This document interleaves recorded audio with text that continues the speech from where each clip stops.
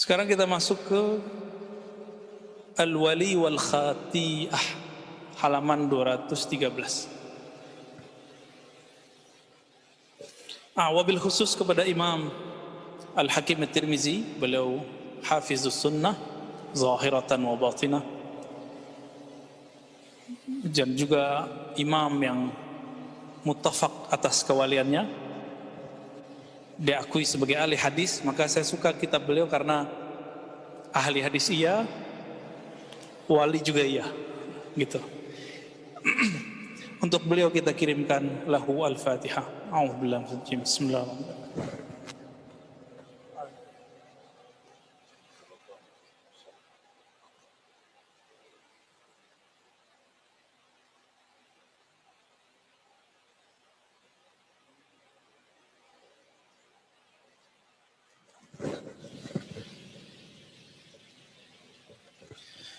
Apa perbedaan keyakinan Ahlus Sunnah dan Syiah dalam meyakini kewalian dan keimaman? Perbedaannya pada bab ini, perbedaan utamanya. Syiah juga berbicara kewalian, Ahlus Sunnah juga berbicara kewalian. Bedanya di mana? Bedanya di bab al-walaya wal khati'ah, kewalian dan masalah dosa atau kesalahan. Ya, khati'ah bisa diartikan kesalahan, ya. Syiah meyakini para imam ma'sumuna, a'immah ma'sumuna minal khataya, minal khati'ah. Para imam itu terpelihara dari dosa dan kesalahan. Ini yang disebut ismah, ma'sum. Masih ingat konsep itu ya? Bagi kita Ahlus Sunnah wal Jamaah, ya kita boleh beda dong, ya. Apa perbedaan hakikinya? Kita meyakini yang ma'sum, yang terpelihara ismah cuma Nabi Yuna Muhammad sallallahu alaihi wasallam dan para nabi. Adapun selain Nabi, hatta Abu Bakar, hatta Umar, hatta Utsman, hatta Ali, itu masih bisa salah, ya. Kalau nggak begitu, mana mungkin terjadi perang antara Aisyah dan Ali? Mana mungkin terjadi perang antara Ali dan Muawiyah? Umar kurang nyaman dengan Ali. Itu riwayatnya silakan ada di kitab-kitab yang sahih. Tapi itu kan urusan pribadi sahabat. Urusan pribadi sahabat tidak boleh dijadikan sebagai persoalan syariat, gitu ya. Urusan pribadi ini kemudian dibawa ke ranah politik oleh Syiah, dijadikan sebagai doktrin. Itu perbedaan kita dengan mereka, ya. Bagi kita sudah, ya, apa yang terjadi al-musyajarah bainas sahabah, pertengkaran di kalangan sahabat, itu urusan mereka. Kita meyakini bahwa mereka udul. Apa arti udul? Mereka semuanya baik. Adapun kalau orang baik salah, bisa nggak? Bisa, masa nggak bisa? Kalau sahabat saja bisa salah, apalagi para imam lebih bisa salah. Sahabat ketemu Nabi bisa salah, antum bisa bayangkan.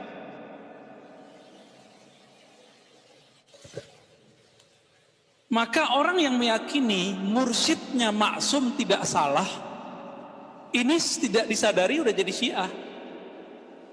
Hati-hati loh ya. Di satu bab doang, satu bab, tanpa dia sadari. Tapi diakui Syiah enggak. Kalau mau jadi Syiah berat urusannya, ya. Antum harus memahami Syiah yang mana dulu nih. Syiah Zaidiyah, Syiah Imamiyah, apa Syiah Ghulat. Ini beda loh ya.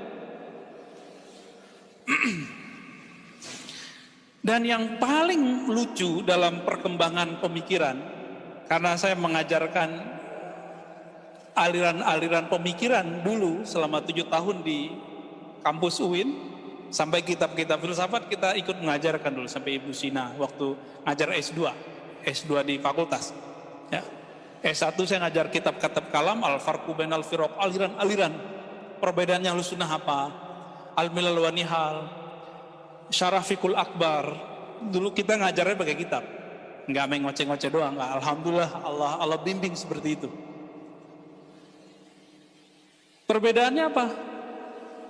Perbedaannya yang paling mencolok nanti itu udah bab ismah ini, ya, al-ismatul a'immah. Jadi kalau kita ini pasti setiap antum ini punya mursyid, punya guru. Mursyid artinya apa mursyid? Arsyada yursyidu irsyadan, mentor rohani, kira-kira begitu, pembimbing rohani. Punya ya. Kalau kita punya pembimbing rohani, baik adanya di kampung kita, di tempat kita tinggal atau jauh, antum meyakini dia suci, tidak pernah salah, atau bisa saja salah? Bisa saja salah, bisa berdosa. Inilah jawaban Imam Junaid. Apakah wali mungkin berdosa besar? Beliau jawab, itu takdir dari Allah, udah ketetapannya. Kalau bukan wali pasti begitu. Kalau bukan nabi pasti bisa kena. Ini perbedaan penting nih, ya. Jangan sampai salah. Maka nanti kalau kita melihat kiai, syekh, mursyid salah dan berdosa, antum bilang apa? Ah, percuma aja nih bertorekot, begitu. Masa mursyid begitu? Hati-hati. Kalau udah ngomong begitu berarti meyakini mursyid suci. Hati-hati. Mursyid itu suci cuma hatinya. Fisiknya, nafsiyahnya nggak sama kayak orang biasa. Hatinya Allah jaga. Dengan apa Allah jaga? Dengan pandangan Allah kepadanya. Kenapa Allah selalu memandang kalbu seorang mursyid? Karena kalbu dia setia kepada Allah Subhanahu wa ta'ala. Kalau kita kan kurang setia sama Allah. Setia nggak antum sama Allah? Atau masih meragukan Allah? Setia pertama keyakinan, tasdik namanya. Percaya aja dulu. Yang kedua naik. Apa? Setelah kita percaya, baru naik. Kalau kepercayaannya itu dipupuk baru jadi tauhid. Tauhidnya dipupuk. Tauhid kan meyakini bahwa Allah itu benar-benar ada dan esa. Tauhid dipupuk terus baru jadi ma'rifat. Ma'rifat dipupuk terus baru jadi waliullah. Gitu. Maka standar wali itu dalam kitab-kitab ulama kita dan ajaran-ajaran mereka apa? Orang yang mengenal Allah Subhanahu wa ta'ala. Itu standar yang diajarkan oleh guru-guru kita ya.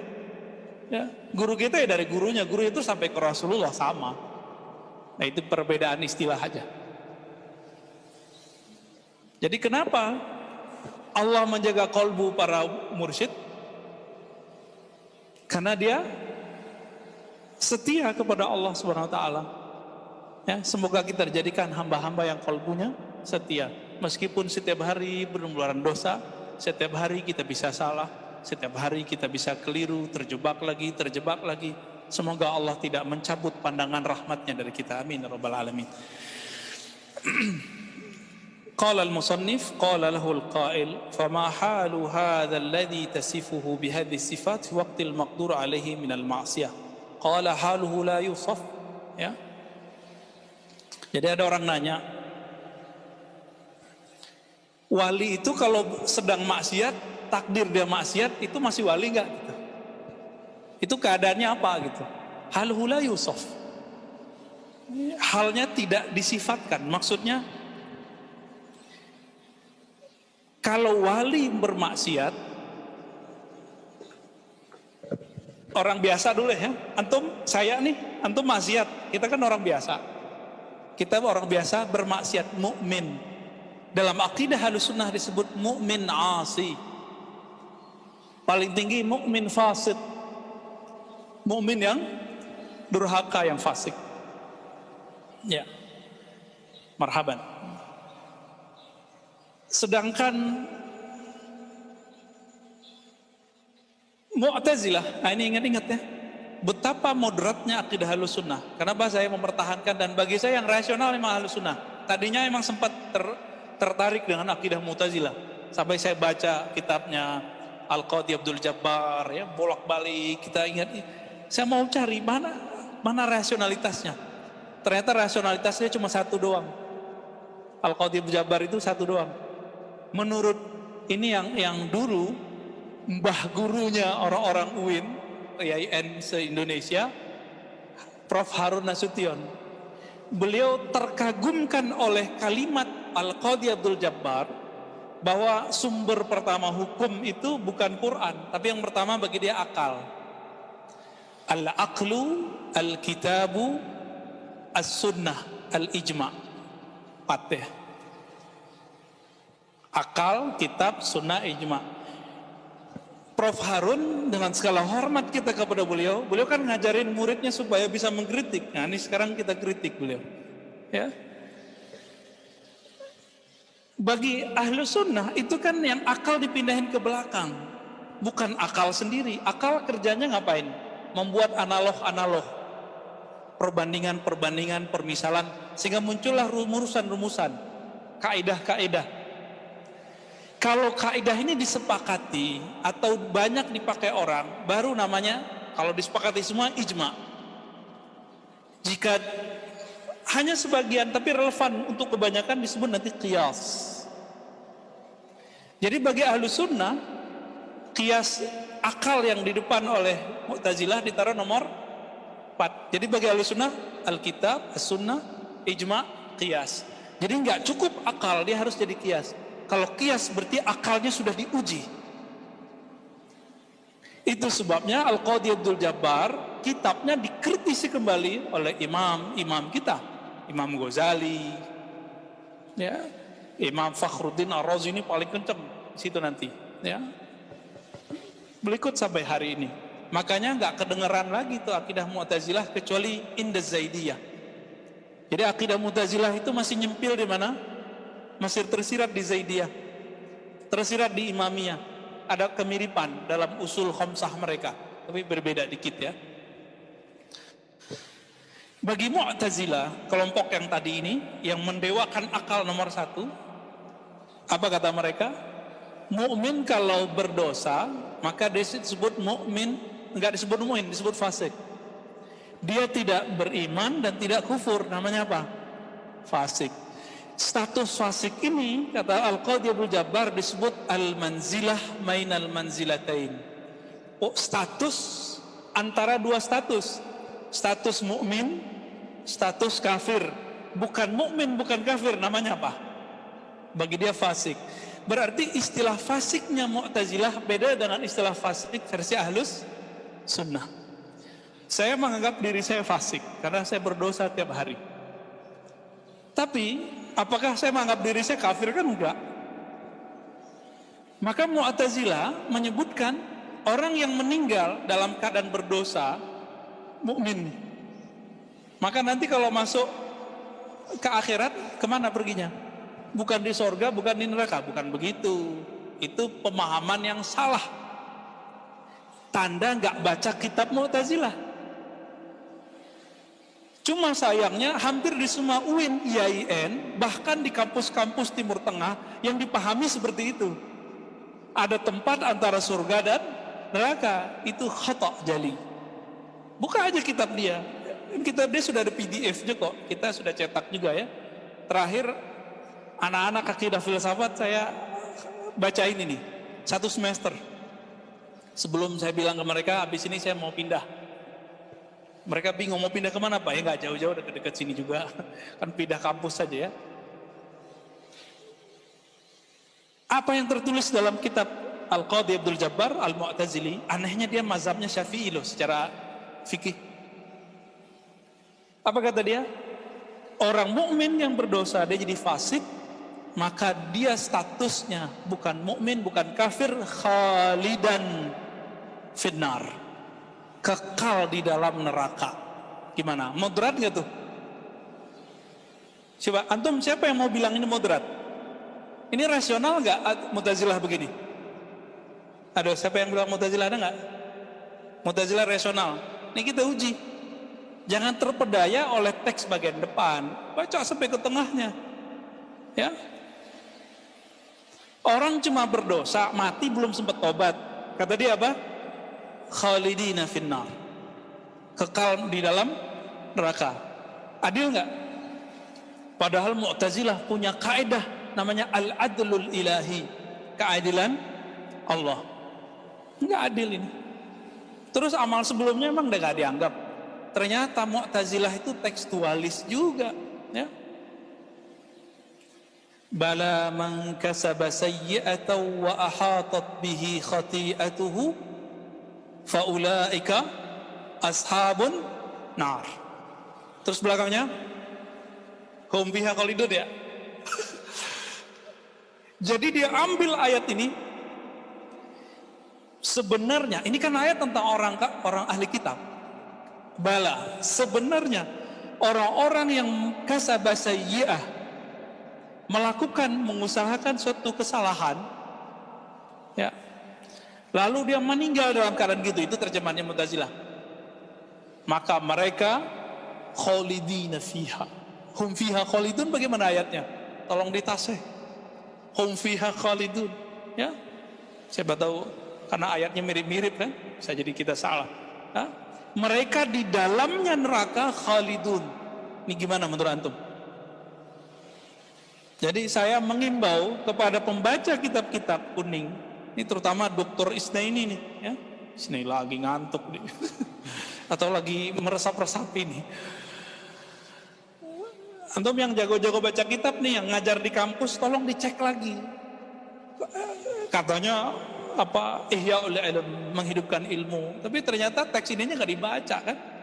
Kalau nggak paham, diskusi sama yang paham, jangan dibiarin aja al-akhta al-muqalladah, kesalahan yang ditaklidi. Udah salah orang taklid, ya. Ini persoalan besar ini di dunia kampus hari ini, ya. Nah, semoga ini bisa jadi renungan kita nanti. Menurut antum, jadi kalau di kampus-kampus, ini kampus UIN, kampus IAIN, STAIN sama. Sebagian dosennya mengira, saya kan bagian dari mereka, ya, tadinya. Mungkin nanti juga bagian lagi. Bahwa Mu'tazilah itu lebih rasional dari Ahlussunnah. Saya bantah itu berkali-kali, mereka nggak mau denger. Kita udah tulis beberapa artikel waktu itu, cuma salah saya nggak publish, ya. Pas kita cari filenya udah hilang. File ini lengkap, kita tunjukin semua ini. Di seminar-seminar saya sampaikan. Tapi sudah masuk ke alam bawah sadar, Mu'tazilah lebih rasional. Gitu. Nah, ini yang kemudian harus kita kritisi. Ya. Ini pemanasan dari ini. Ahlussunnah mengatakan apa kalau ada orang dosa, mukmin dosa? Mu'minun fasiqun. Orang ini masih beriman, tapi disebut fasik. Kalau saya nggak nyebut itulah yang aman, asi, mukmin tapi durhaka dikit gitu. Atau mukminun yang paling ringan, mukminun muznib, orang beriman tapi punya dosa. Semua kita punya dosa, punya. Nah, kita masuk semua itu. Nah, ini versi Ahlussunnah. Maka dalam akidah Ahlussunnah, orang kalau salah, belum sempat tobat, masih ada harapan dia masuk surga setelah dikasih syafaat Rasulullah sallallahu alaihi wasallam. Baik. Wa kaifa la yusaf? Qala li'anni law wasaftu asfa juz'in min 10,000 mimma yahullu li sahibi hadha idza waqa'a fil maqdur alaihi min al-khati'ah thumma intabaha minha fa kullu sya'ratin minhu tusrikhu ila Allah nadman. Ini penting nih teman-teman. Kenapa seorang wali kalau terjebak dosa belum tentu disebut fasik? Kalau kita fasik kita, kalau wali enggak. Kenapa? Karena wali jika dia berdosa, hatinya langsung berteriak untuk kembali kepada Allah, dan dia sadar. Tusrihu ilallah bikulli sya'ratin nadman. Maka ia berteriak menjerit kepada Allah minta ampun dengan setiap helai rambutnya, merinding, dia menangis, dia sujud, dia tersungkur. Ya. Ini perbedaan antara orang beriman biasa dengan wali kalau dosa. Kalau kita dosa, ya udahlah, tenggelam sekalian, ya benar ya. Itu kita. Tapi kalau wali, jika dia berdosa, satu helai rambutnya bergetar nangis kepada Allah Subhanahu wa Ta'ala. Maka di saat dia bertobat, itu tobatnya jika dikumpulkan satu kota Jakarta, itu tobatnya ke cover sama tobat dia. Ini kalam Nabi dulu ketika ada orang bertobat dari satu dosa, lalu dia minta dihad, diberi sanksi. Orang-orang menghina orang yang minta disanksi ini. Apa kata Nabi? Wahai sahabatku, seandainya rasa taubat yang ada di kalbunya wuzzi'at ala ahli Madinah la kafat, ya, atau kama qala sallallahu alaihi wasallam. Seandainya ditebar itu rasa taubatnya untuk seluruh penduduk Madinah, maka rasa ini mencukupi semua dosa ahli Madinah. Kenapa? Karena setiap helai rambutnya, setiap tetes darahnya berzikir. Inilah yang disebut dalam thariqah Naqsyabandiyah dan Qadiriyah dan Syatariyah, Syaziliyah, zikir al-jami' atau kullul jasad. Semua jasadnya berzikir. Zikir tingkat kedua dalam kurikulum Naqsyabandiyah itu zikir lataif, ada namanya zikir lataif, menzikirkan seluruh yang ada dalam tubuh kita. Kadang-kadang begitu cara Allah untuk membuat seseorang terbuka hijabnya. Taat terus, gak dibuka-buka. Kenapa gak dibuka? Dia merasa sesuatu dengan taatnya, maka Allah sedikit senggol dia, jatuh ke maksiat. Di saat itu rohaninya menjerit. Fakullu sya'ratin minhu tusrihu ilallahi nadman. Seluruh bulu romanya berteriak kepada Allah meminta ampun, menyesal. Dan itu ditandai dengan nangis. Tandai dengan nangis. Maka beruntunglah kita yang masih dikasih tangisan-tangisan itu. Ya. Wa kullu urqin ya'inu ilaihi alaman wa kullu mufassalin minhu yatatayaru haulan wa dhuhulan wa nafasuhu dahsyatan wa qalbuhu aimun. Bulu romanya merinding. Apalagi setiap tetesan yang ada dari badannya, keringatnya kah itu, air matanya, itu semuanya merasakan perihnya, sakit di rohaninya. Orang kalau nangis biasanya karena kejepit ya. Sakit, nangis gak? Orang susah hidup nangis, orang terharu nangis juga. Tapi biasanya karena kejepit, karena ruhnya merasa terjepit, dia menangis kepada Allah SWT. Maka semua keringatnya yang panas ya, air matanya mengalir, itu adalah taubat. Inilah makna dari nadam. Nadam itu penyesalan. Setiap anggotanya yatatayaru haulan wa zuhulan, lemes, tersungkur sujud, dia lemas di hadapan Allah SWT. Nah, ini rasa orang tobat. Antum kalau tobat begitu enggak? Kayaknya harus kena maksiat dulu kayaknya. Enggak lah ya. Nafasnya dahsyat, nafasnya berat. Gitu. Orang kalau nangis gimana? Gitu ya. Nanti antum kalau diajak istighfar jamaatan begitu tuh. Nanti kita buat insyaallah talqin jama'i. Maka yang hadir, yang lama yang baru, yang lama amalkan zikir yang sudah ada, yang baru datang atau yang sebelumnya online, amalkan ya hayyu ya qayyum setiap 5 waktu 40 kali. Amalkan dulu itu sampai terasa ringan, baru antum sudah bisa ditalkin zikir. Biar masuk nama Allah di kalbu kita, mengamalkan sunnah talqin zikir yang Nabi ajarkan kepada sahabat-sahabat. Ya. Fa idza lahaza jalalah kadat nafsuhu tuzhid wa idza lahaza mahabbatah ishta'ala naran fa ahraqat masarinuh. wa yakadu kabduhu yataqatta'. Ya. Nah, ini masih sama nih. Ketika dia memperhatikan jalalnya Allah. Nah, perhatikan. Apa beda jalal dengan jamal? Jika seseorang mendapatkan nur jalal, maka orangnya berasa takut terus kepada Allah. Ada rasa yang di rohani kita dua, khauf, rasa takut, yang kedua raja, rasa harap. Benar. Jika Allah memandang kita dengan al-jalal, dengan sifat jalalnya, apa arti jalal? Keperkasaannya, itu bikin orang ketakutan. Dulu pernah punya guru killer nggak? Benar, istilahnya killer ya. Guru, wow, killer nih. Di pesantrennya udah begitu loh. Apalagi di sekolah-sekolah umum.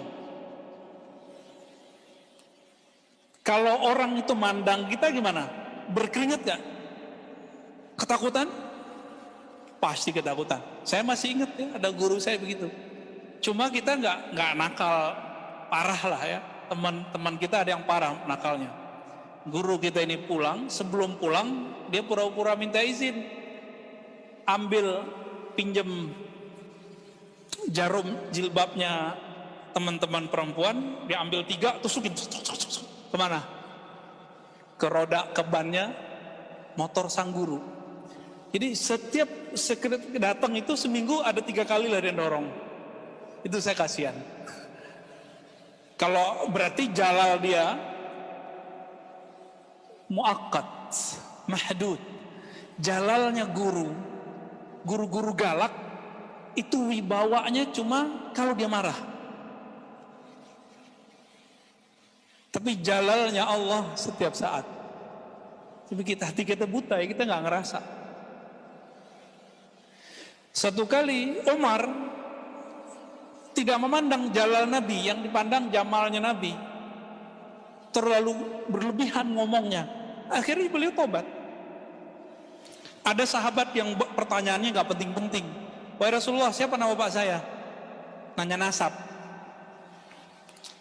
Ntar ada lagi, wahai Rasulullah, nama bapak saya siapa? Akhirnya Umar mengatakan, Astaghfirullah, asyhadu an la ilaha illallah, natubu ilallah. Begitu. Jadi Umar menegur mereka dengan cara tobat.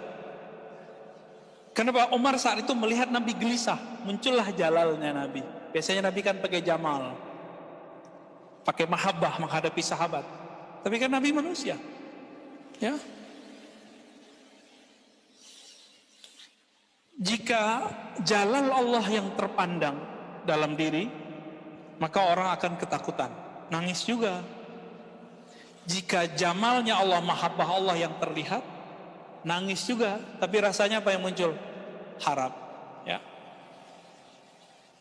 Wala ka'anna masaib ad-dunya kullaha taraqamat ala sadri la yatma'innu ila syai'in hatta yakuna Allah huwa alladhi yarhamu fayarifuhu anhu dhalik fayarfa'uhu anhu dhalik, ya. Kalau seorang yang tadi wali itu tobat, lalu dia merasakan tadi jalal dan jamal, rasa takut dan harap, maka saat itu hatinya bergejolak. Dia hanya berharap saat itu Allah lah yang akan menyelamatkan dan mengangkat semua kesedihannya. Itu sebabnya Sayyidina Umar 40 hari 40 malam enggak tidur malamnya, enggak berbuka siangnya. Dia puasa tiap hari. Cuma karena merasa menyinggung Rasulullah.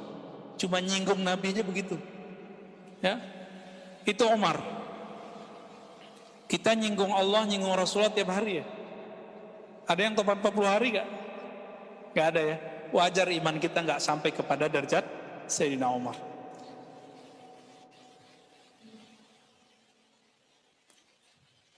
Indak kitab ya Ibnu Salihin. Fadl ikra ma bimikrofon.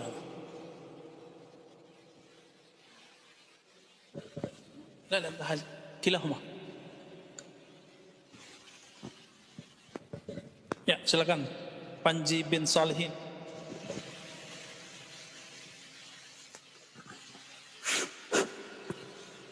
Sayyidul Auliya. Fadha Wala yazal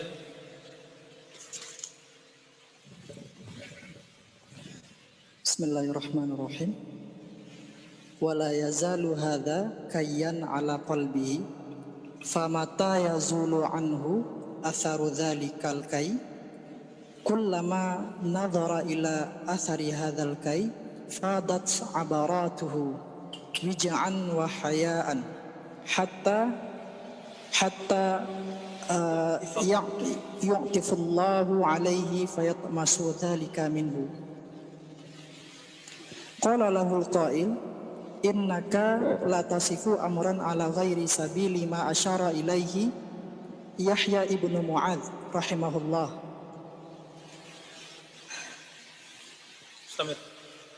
Qala rahimahullah. Qala rahimahullah Yahya ibnu Mu'adz qad arafta ma kana Yahya min hadzal amri kana Yahya Qad araftu ma kana Yahya min hadzal amr كان يحيى رجلا من أولياء الله ممن له حظ في هذا الأمر ولكن الله عز وجل فتح له في الغيب من ملك الجمال وملك البهجة مقرون بملك الجمال فكان إياه يلاحظ وعنه ينطق وكذلك الشيوخ الذي صاحبه. Nah. Ya, dulu ada seorang imam namanya Yahya ibn Mu'adz ar-Razi. Yahya ibn Mu'adz ar-Razi inilah yang mengatakan man arafa nafsahu faqad arafa rabbahu. Tapi beliau nggak bilang ini dari siapa. Berkembanglah kalam itu sampai ke zaman Ibn Arabi. Ibn Arabi kemudian bingung. Beliau ahli hadis juga. Sebagian gurunya ahli hadis mengatakan ini hadis, sebagian gurunya mengatakan ini bukan hadis.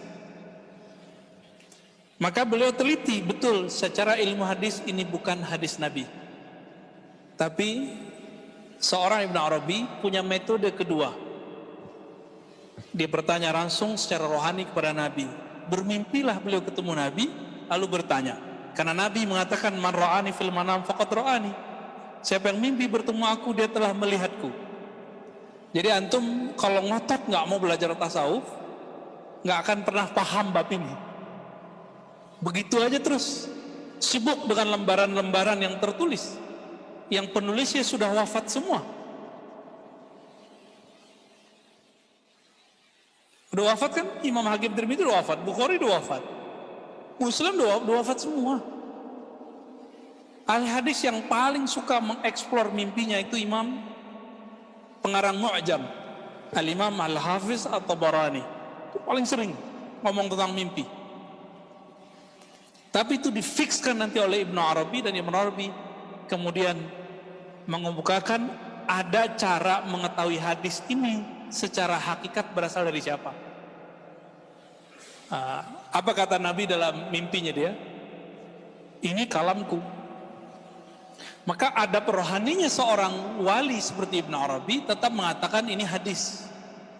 Tapi adab seorang ahli hadis, dia mengatakan ini bukan hadis. Sudah gitu. Jadi jaga-jaga adab masing-masing aja.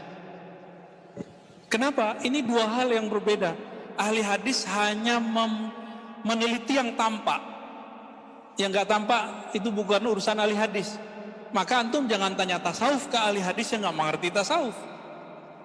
Bisa-bisa dia menzindikkan tasawuf. Itu problemnya selama ini. Bertanya bukan ke ahlinya, itu udah melanggar sunnah. Fas'alu ahla dzikri in kuntum la ta'lamun. Kalau nanya ke ahlinya. Masa nanya zikir kepada ahli pembid'ah zikir? Ya. Nanya tarekat Naqsyabandi ke orang anti tarekat. Nanya tentang Syekh Nazim kepada orang yang menyesatkan Syekh Nazim, nggak ngerti Syekh Nazim. Ya. Dulu saya lebih dari 10 tahun mengatakan Syekh Nazim itu musyrik dan kafir. Ya, lama kan? Karena terpengaruh fatwa Syekh Abdullah Al-Harari. Belum ahli hadis. Karena kemampuan ilmu hadisnya lebih dominan dari kemampuan tasawufnya, beliau nulis risalah, dan risalahnya disempurnakan oleh murid-muridnya. Walhasil, murid-murid Syekh Abdullah Harari rahmatullah alaih ya, mengatakan Syekh Abdullah Faiz gurunya Syekh Nazim itu zindiq, fasik. sanadnya terputus. Lagi saya cek sanadnya nggak terputus kok. Kita cek juga kalam mana yang dianggap bagian dari kefasikan. Ternyata itu potong-potongan yang tidak sahih. Gitu ya. Atau pemahaman si yang menuduh zindik ini dia nggak paham. Dan antum perlu tahu yang menuduh zindik bukan orang Wahabi Salafi. Syaibul Harari dia juga bertorikot, dia mursyid torikot Rifaiyah dan ahli hadis. Di Indonesia beliau punya pengikut, nama organisasinya Syahamah. Saya dulu sekitar 1,5 tahun sampai 2 tahun ngaji kepada murid-murid Syaibul Harari, Syekh Salim, ya, Syekh Khalil, ada juga ustadz-ustadznya di sini. Ya, jasa mereka menyelamatkan saya dari liberalisme lah sama Syiah ya. Dulu sempat tergoda-goda kan dikit-dikit. Ketemu mereka ini, tapi saya tambah ragu. Masa akidah Asy'ariyah begini? 2006 Allah takdirkan saya bertemu Maulana Syekh Hasan Hitu, Muhammad Hasan Hitu, hafizahullah, masih hidup, Asy-Syafi'i Al-Asy'ari. Beliau guru juga dari guru kami Kiai Haji Ali Mustafa Yaqub. Beliau ngambil juga ke situ.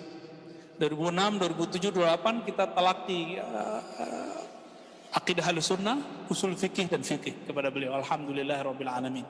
Ya. Sampai beliau kemudian buat Jamiah Syafi'iyah di Cianjur. Ada yang dari Cianjur kan ya? Ada yang pernah ke sana? Pernah dari sini? Oh, kayaknya harus ke sana. Itu para asatisnya 90% kayaknya dari Suriah. Ya. Syafi'i, hafiz Quran mereka ya. Hafal matan Zubat itu mereka pada hafal. Kayak kiai kita, syekh kita dulu. Ada yang pakal qiraah sab'ah. Oh, Masya Allah, dahsyat. Kembali ke Al-Imam Yahya ibn Mu'az Ar-Razi. Jadi ada Ar-Razinya loh ya. Yahya ibn Mu'az Ar-Razi. Nama Ar-Razi ini memang antara unik dan gak unik. Ada ya Abu Bakar Ar-Razi dianggap zindiq karena dituduh mengingkari kenabian. Kita cek, oh enggak juga. Orang salah baca. Dia tidak membahas kenabian tapi dituduh nolak kenabian. Ada Yahya bin Mu'az Ar-Razi, ahli kezuhudan, ahli hadis tapi zuhudnya lebih terkenal. Disebut Imam Ahlur Raqaib. Kalam-kalamnya itu menyentuh kalbu. Ada Ibnu Abi Hatim Ar-Razi. Ibnu Abi Hatim Ar-Razi, beliau imam, dan ayahnya Abu Hatim Ar-Razi ahli mengkritisi hadis. Jadi orang ini kalau disebutkan silsilah hadis dia tahu ini orang dhaif sahih. Namanya siapa? Abu Hatim Ar-Razi dan anaknya Ibnu Abi Hatim Ar-Razi. Anaknya Ibnu Abi Hatim Ar-Razi nulis kitab judulnya Al-Jarh Ta'dil. Kritik terhadap orang-orang yang ada dalam daftar nama riwayat hadis. Selesai dia nulis kitabnya nyebar, datang seorang sufi yang ahli kasyaf. Apa kata sufi ini? Hei Ibnu Abi Hatim, ente tahu nggak orang yang ente kritisi riwayatnya sekarang sudah di taman-taman surga? Digituin nangis beliau, tapi habis nangis senyum. Awalnya sedih, habis itu bahagia. Sedih karena membicarakan itu, bahagia kenapa? Alhamdulillah. Kamu datangnya sekarang, coba kamu datangnya kemarin, kitabku belum jadi. Sekarang kitab udah jadi, udah nyebar. Sampai sekarang kita punya ya, ada yang 6 jilid, ada yang 4 jilid. Gak tahu yang dari Darussunnah berapa jilid? Ali, 4 ya. Itu ajib. Kalau mau paham kaidah mendoifkan rawi, mensahihkan rawi, antum wajib baca jilid pertamanya. Wajib. Bilang sahih gak sahih aja ya. Ntar dijewer modasnya ini ntar nih. Berat ilmu tentang mensahihkan dan mendoifkan hadis. Jadi kalau ada orang ngomong ini hadis sahih, ini dhaif, saya geli dengernya. Karena kami ditempanya lama untuk bisa itu ya. Tahun keempat baru boleh, itu pun cuma 1 hadis sama guru kita. Baru 1 hadis yang kita jelasin hukumnya apa. Berkembang baru kita berani. Ini kan ada anak Darussunnah yang paham maksud saya ya. Taib.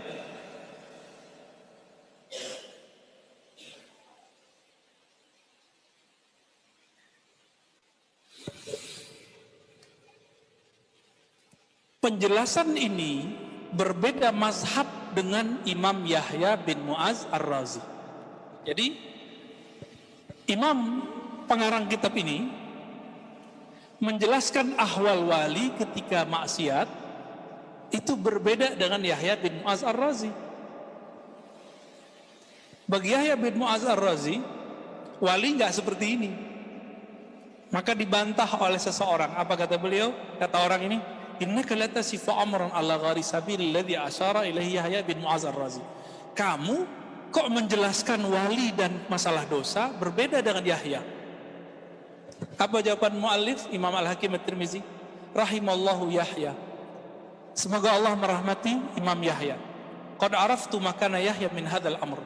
Saya tahu makomnya Yahya. Oh, wali ketemu wali kan? Wali ngomentarin wali, ini begini nih. Wa kana Yahya rajulan min auliyaillah. Wali bukan nih yang ngomong. Menurut imam ini, Yahya bin Mu'az Ar-Razi adalah wali Allah. Oke? La ya'riful wali illa al-wali. Enggak kenal wali kecuali wali. Beliau wali enggak nih? Al-Hakim At-Tirmizi, wali ya. Al-Kutub beliau. Yahya bin Mu'az juga pernah jadi Al-Kutub ya. Kutub minal awliya. Walakin Allah azza wa jalla fatalahu fil ghaib min mulkil jamal wa mulkil bahjah markrunun bi mulkil jamal fakana iyahu yulahiz wa anu yantiq wa kadzalika syuyukh. Jadi makomnya Yahya kata beliau kok beda. Jadi ternyata Yahya ibn Mu'az Ar-Razi ini dibaca makomnya oleh Imam Hakim Tirmizi. Apa makomnya beliau? Orang ini telah Allah masukkan ke kerajaan jamalnya Allah. Ini alam Jabarut loh ya. Wa bahjah wa mulkil bahjah makrunun bi mulkil jamal. Ya. Kerajaan kewibawaannya Allah yang diiringi dengan kerajaan keindahan Allah. Maka dari situlah dia berbicara. Dari situlah sumber ilmunya. Jadi beliau kalau ngomong itu ngambilnya dari sono. Jadi teman-teman kalau sekarang tuh kayak gini. Kita kalau mendownload sesuatu artikel itu dari situs-situs tertentu ya. Ada servernya. Server itu anggaplah itu perpustakaan online. Oke? Atau situsnya dianggap sebagai perpustakaan online. Ini analog. Kalau antum tahu cara buka handphone, tahu kosakata kata kunci keyword untuk masuk, bisa bahasa Arab maka akan keluar teks bahasa Arab. Bisa bahasa Inggris keluar teks bahasa Inggris. Kalau bisanya cuma bahasa Indonesia, ya keluarnya cuma bahasa Indonesia, paling nyempil dikit bahasa Inggris. Sama, wali juga begitu. Wali ketika mau mendownload ilmu dari alam Jabarut mirip-mirip begitu. Ada kaifiatnya, ada keywordnya, ada torikohnya, ada jalan masuknya, ada pulsanya, dicas juga, ada handphonenya juga, ya. Jadi sekarang tuh paling gampang untuk menjelaskan kok wali bisa tahu tanpa belajar. Nih, laduni namanya. Kok bisa? Karena dia punya handphone di dalam kolbunya, smartphone-nya itu terlalu cerdas. Ya antum mungkin masih RAM-nya RAM 3 gitu ya. Kalau dia RAM-nya udah 10. Kita belum ngerti, udah baca. Kira-kira begitu. Sekarang kan yang paling tinggi berapa? 6, 8 RAM-nya? Gak tahu ya. Gaptek semua nih. Sama saya juga ya. Sahibu hadzal mahal ya. Al-unsu ghalibun ala qalbi. Jadi Imam Yahya ini merasakan mahabbahnya Allah itu lebih tinggi. Orang kalau sudah mahabbahnya tinggi, maka muncul namanya, orang kalau udah cinta, mesra nggak? Mesra itu bahasa Arabnya unsiyah. Maka ada sahabat yang sangat bisa bermanja dengan Nabi, itu Anas bin Malik, namanya udah Anas ya. Anas termasuk Anis, itu pecahan dari itu. Tapi nggak tahu kalau Anies Jakarta ya. Kita doakan semoga Allah bantu semuanya. Ya, amin ya rabbal alamin. Al-unsu ghalibun ala qalbi. Kemesraan bersama Allah itu meliputi kolbunya. Wal ma'nus munbasit wa yukhrijuhu inbisatuhu ila al-idlal fa illam ya'simhu Allah wa yu'iduhu saqat. Li'anna al-jamal yuzibuhu fayufqiduhu wal bahjatu tujishu faturmi bihi misluhu masaluhu kamasali qadra fiha min kulli shay'in min al-atayib wa man tahtaha lahbun nar fa idha istadda ghaliyan al-qadr jasha bima fiha faramat bi atayibihi wa dasama. Wa fi hadha al-maqam yuskimu al-qawl wa man arada Allah bi khairan qaddamahu min mulkil jamal ila mulkil jalal ila mulkil kibriya ila mulkil haibah hatta yuqdimuhu ila malikil mulk ila mulkil fardaniyah. Dulu masih ingat, mungkin kajiannya masih ada yang direcord, 10 hijab wali, masih ingat ya? Silakan dicari di kajian ribat, ya, itu masih ada. 10 itu bukan tartib. 10 itu bisa aja orang masuk dari tengah, bisa dari kiri, bisa dari bawah, bisa dari atas. Jika seorang seperti Imam Yahya bin Mu'adz Ar-Razi, maka dia mulai masuknya dari mana gitu. Dia mulainya masuknya tadi